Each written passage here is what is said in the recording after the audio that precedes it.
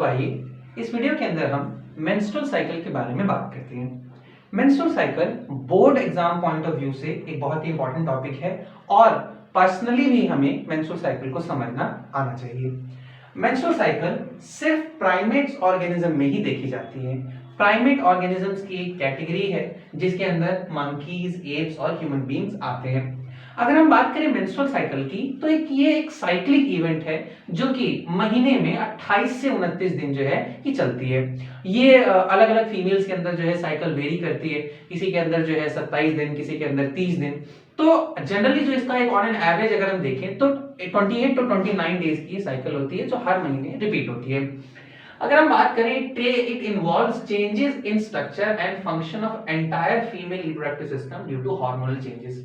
Menstrual cycle के अंदर hormone के चेंजेस की वजह से फीमेल रिप्रोडक्टिव सिस्टम जो है वो कंप्लीटली जो है वो अपना स्ट्रक्चर जो है वो चेंज करता है एक मेन पर्पस के लिए। मेंस्ट्रुअल साइकिल जो है वो इसीलिए होती है ताकि फीमेल रिप्रोडक्टिव सिस्टम को फर्टिलाइजेशन के लिए प्रिपेयर किया जा सके और फर्टिलाइजेशन के बाद जो एम्ब्रियो है उसकी डेवलपमेंट, उसकी होस्टिंग के लिए उसको प्रिपेयर किया जा सके। इस पर्पस से जो है मेंस्ट्रुअल साइकिल फीमेल बॉडी में परफॉर्म करी जाती है। अगर हम बात करें इसकी स्टार्टिंग की तो मेंस्ट्रुअल साइकिल जो है प्यूबर्टी से स्टार्ट होती है, यानी कि 13 वर्ष की आयु से 13 इयर्स में जो है मेंस्ट्रुअल साइकिल शुरू होती है। पहली मेंस्ट्रुअल साइकिल जो होती है उसको मेनार्क कहते हैं और ये जो है फीमेल के अंदर 45 टू 47 की एज तक जो है चलती है। उसके बाद जो है 45 टू 50 की एज में ये बंद हो जाती है, जिस पीरियड को हम मेनोपॉज के नाम से जानते हैं।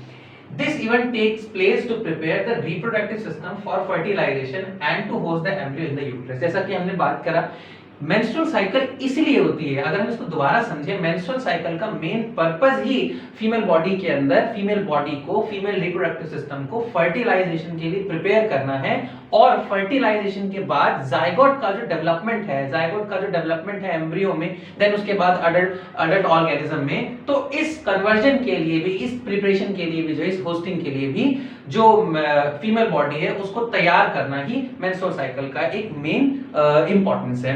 अगर हम देखें मेंस्ट्रुअल साइकिल को 3 हिस्सों में डिवाइड किया गया है। सबसे पहला हिस्सा जिसको हम मेंस्ट्रुअल फेज कहते हैं, मेंस्ट्रुअल फेज जो है इसको ब्लीडिंग फेज भी कहा जाता है, जो कि 3 टू 5 डेज रहता है। उसके बाद शुरू होता है फॉलिकुलर फेज जिसको हम प्रोलिफेरेटिव फेज भी कहते हैं, जो कि 14 डेज तक जो है वो चलता है। 14th या 15th डे पे जो है ओव्यूलेटरी फेज है जहां पे एग रिलीज होता है and then the last phase known as luteal phase जो कि 10 डेज तक चलता है। इस वीडियो में हम यही जानेंगे कि इन सभी फेजेस में मेंस्ट्रुअल साइकिल में क्या होता है और बॉडी के अंदर कैसे चेंजेस देखे जाते हैं।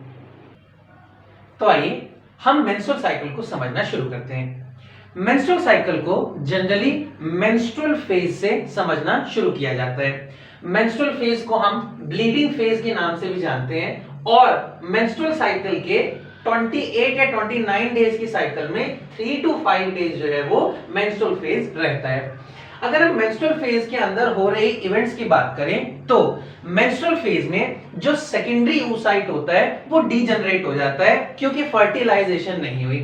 जब आपका सेकेंडरी oocyte डीजनरेट हो जाता है, इसकी वजह से जो प्रोजेस्टेरॉन है उसका लेवल भी डाउन हो जाता है। प्रोजेस्टेरॉन ल्यूटिनाइजिंग हार्मोन के सेक्रीशन को, जो कि पिट्यूटरी ग्लैंड से हो रही है, उसको इनहिबिट कर देता है, स्टॉप कर देता है, जिसकी वजह से ल्यूटिनाइजिंग हार्मोन का लेवल भी लो हो जाता है। लो ल्यूटिनाइजिंग हार्मोन की वजह से जो कॉर्पस ल्यूटियम है वो प्रोजेस्टेरॉन की सेक्रीशन को भी बंद कर देता है, जिसकी वजह से ब्लड में प्रोजेस्टेरॉन का लेवल भी बहुत ज्यादा डाउन हो जाता है। लो प्रोजेस्टेरॉन लेवल की वजह से यूट्रस की इनर मोस्ट लेयर जो एंडोमेट्रियम लेयर है उस पे एक्यूमुलेशन, जो ब्लड वेसल्स का और टिश्यू का एक्यूमुलेशन हुआ था इन अ होप कि फर्टिलाइजेशन के बाद जो एम्ब्रियो आएगा उसको नरिश किया जाए, तो लो प्रोजेस्टेरॉन लेवल की वजह से ये जो एक्यूमुलेशन है आपकी ये शेड ऑफ हो जाती है। मतलब जो ब्लड वेसल्स और जो टिश्यूज एंडोमेट्रियम पे एक्यूमुलेट हुई थी वो शेड ऑफ हो जाती है और वही जो है मेंस्ट्रुअल फ्लो को प्रोड्यूस करती है। मेंस्ट्रुअल फ्लो जो है वो वेजाइना से एग्जिट हो जाता है फीमेल बॉडी के। अब अगर हम देखें तो ब्लड में प्रोजेस्टेरॉन और एस्ट्रोजन के लो लेवल की वजह से जो फॉलिकुलर स्टिमुलेटिंग हार्मोन है एफएसएच जो है ये हमारी पिट्यूटरी ग्लैंड से प्रोड्यूस होने लगता है और मेंस्ट्रुअल साइकिल की नेक्स्ट फेज यानी कि फॉलिकुलर फेज की शुरुआत करता है। अगर हम मेंस्ट्रुअल फेज की बात करें तो मेंस्ट्रुअल फेज के अंदर इन शॉर्ट जनरली जो सेकेंडरी oocyte है उसकी डीजनरेशन की वजह से प्रोजेस्टेरॉन और एस्ट्रोजन का लेवल लो हो जाता है और लो प्रोजेस्टेरॉन लेवल की वजह से जो यूट्रस की लाइनिंग है वो शेड ऑफ हो जाती है और मेंस्ट्रुअल फ्लो जो है वो प्रोड्यूस करती है, इसी को हम ब्लीडिंग कहते हैं। आगे हम देखेंगे कि नेक्स्ट फेज यानी कि फॉलिकुलर स्टिमुलेटिंग फेज के अंदर कौन से इवेंट्स जो है वो फीमेल बॉडी के अंदर चल रहे होते हैं। तो जैसा कि हमने देखा मेंस्ट्रुअल फेज के अंदर प्रोजेस्टेरॉन और एस्ट्रोजन के लो लेवल की वजह से यूट्रस की जो इनर मोस्ट लाइनिंग है एंडोमेट्रियम वो शेड हो जाती है। प्रोजेस्टेरॉन और एस्ट्रोजन की लो लेवल की वजह से एंटीरियर पिट्यूटरी से फॉलिकल स्टिमुलेटिंग हार्मोन का सेक्रीशन होता है और यहीं से शुरू होता है हमारा मेंस्ट्रुअल साइकिल का सेकंड फेज जिसको हम फॉलिकुलर फेज या फिर प्रोलिफरेटिव फेज के नाम से भी जानते हैं। मेंस्ट्रुअल साइकिल में ये 14 डे तक चलने वाला इवेंट है जिसके अंदर फॉलिकल स्टिमुलेटिंग हार्मोन की सेक्रीशन की वजह से ओवरी में प्रेजेंट जो प्राइमरी फॉलिकल है उसकी डेवलपमेंट होती है और उसके अंदर प्रेजेंट जो प्राइमरी oocyte है वो मैच्योर होता है। जो फॉलिकल स्टिमुलेटिंग हार्मोन है ये ओवरीज में प्रेजेंट फॉलिकल्स को स्टिमुलेट करता है एस्ट्रोजन हार्मोन प्रोड्यूस करने के लिए। एस्ट्रोजन हार्मोन जब ब्लड में आते हैं तो ये एंटीरियर पिट्यूटरी में से फॉलिकल स्टिमुलेटिंग हार्मोन की प्रोडक्शन को स्टॉप करवा देते हैं और वहीं से ल्यूटिनाइजिंग हार्मोन की प्रोडक्शन को स्टिमुलेट करते हैं।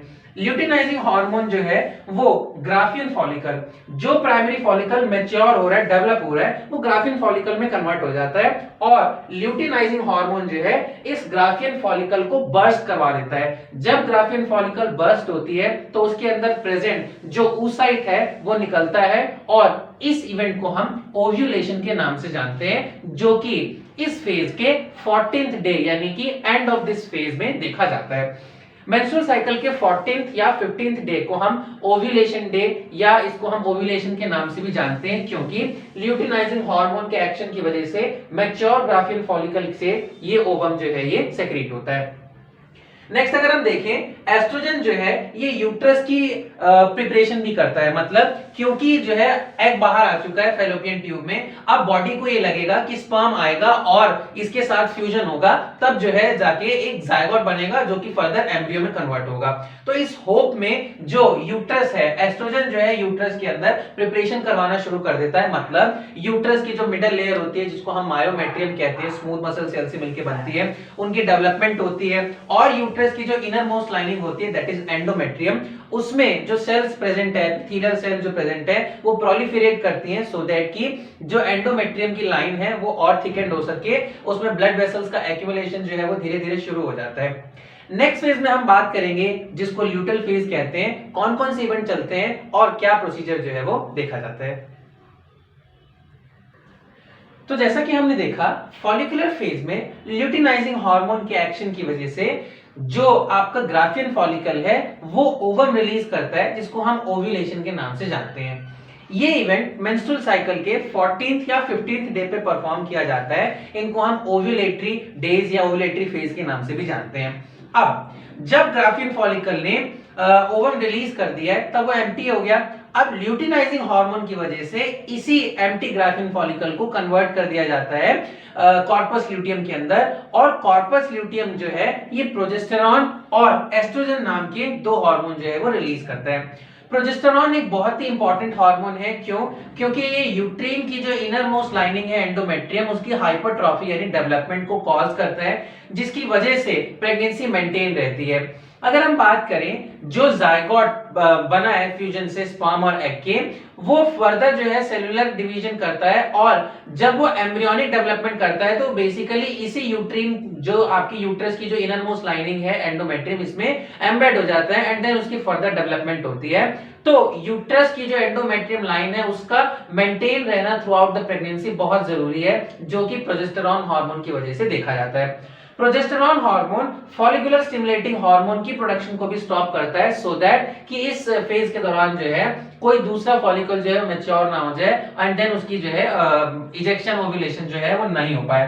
Progesterone is responsible for proper implantation of embryo in the uterine wall. मैंने भी बताया आपको कि प्रोजेस्टेरॉन जो है वो यूट्रस की एंडोमेट्रियम वॉल में इसी एम्ब्रियो की इम्प्लांटेशन के लिए जो है रिस्पॉन्सिबल होता है। थ्रू आउट द प्रेगनेंसी जो है इसकी क्वांटिटी जो है वो इंक्रीज रहती है। अगर हम देखें ये जो है बेसिकली मेंस्ट्रुअल पीरियड का लास्ट फेज होता है। इसके बाद जो है फिर से मेंस्ट्रुअल फेज जो है वो शुरू हो जाता है and the cycle repeats on. ये मेंस्ट्रुअल साइकिल के जो है 3 फेजेस हैं, जिसमें हमने सबसे पहले मेंस्ट्रुअल फेज देखा जिसको हम ब्लीडिंग फेज कह रहे हैं। उसके बाद हमने देखा प्रोलिफेरेटिव फेज जिसको हम फॉलिकुलर फेज भी कह रहे हैं, एंड द लास्ट हमने जिसकी बात करी अभी ल्यूटेल फेज के बारे में। ये तीनों फेजेस जो है ये सीक्वेंस वाइज जो है हर महीने रिपीट होते रहते हैं और इनका ऑन एन एवरेज अगर हम देखें तो 28 टू 29 डेज का जो है वो साइकिल रहता है। लेकिन हर फीमेल के अंदर जो है ये प्लस माइनस जो है चलते रहता है, मतलब किसी में 30 भी हो जाता है, किसी में 27 भी रहता है। So this is totally a normal hormonal sequential event that is taking place inside the female. आशा है आपको मेंस्ट्रुअल साइकिल समझ में आई होगी, इसलिए मेरे चैनल को जो है लाइक शेयर और सब्सक्राइब कर दीजिए। Thank you.